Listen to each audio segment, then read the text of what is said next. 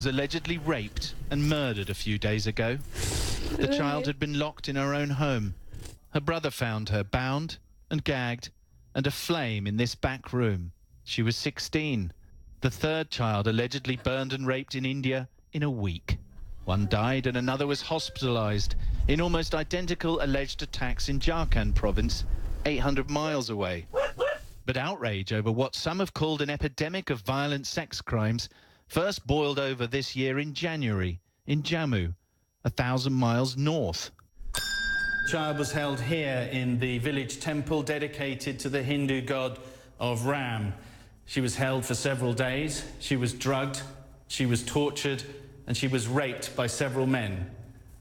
And she was 8 years old. The child was a Muslim.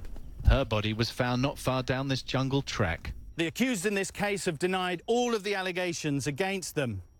But the victim lies buried here in an unmarked grave. To many, she's just yet another victim of a vicious sexual hate crime. But to others, she's a symbol of something more rotten in the body of India. Hindu-Muslim tensions over the death of the child mean some Muslims have been leaving the area.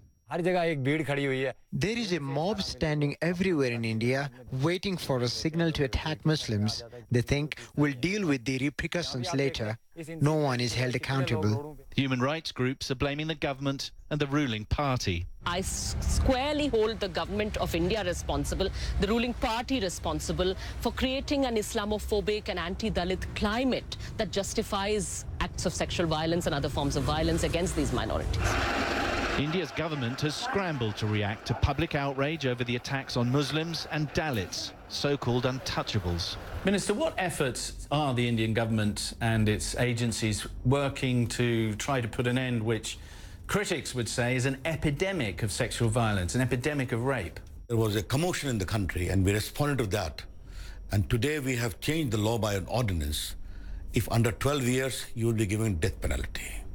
If it is a gang rape, you'll be giving a death penalty.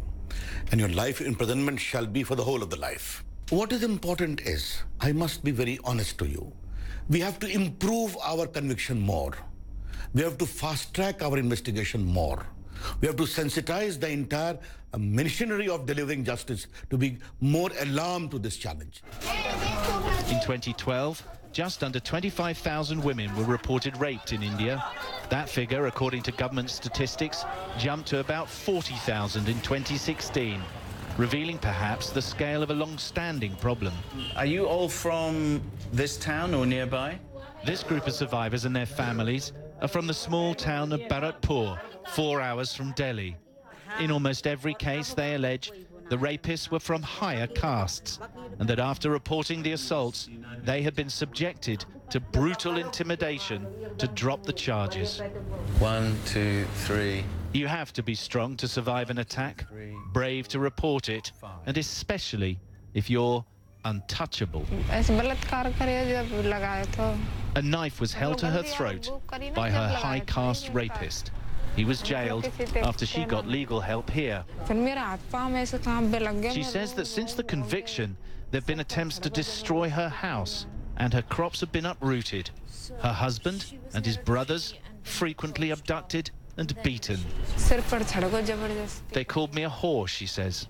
Now, clearly, India has a long way to go, as do many other nations, in terms of how women are treated and how men respond to them. But it is clearly now becoming a hot potato politically, and it is also clear that the central government, at least, is responding to it. Whether that trickles down into the lower levels of society may well depend.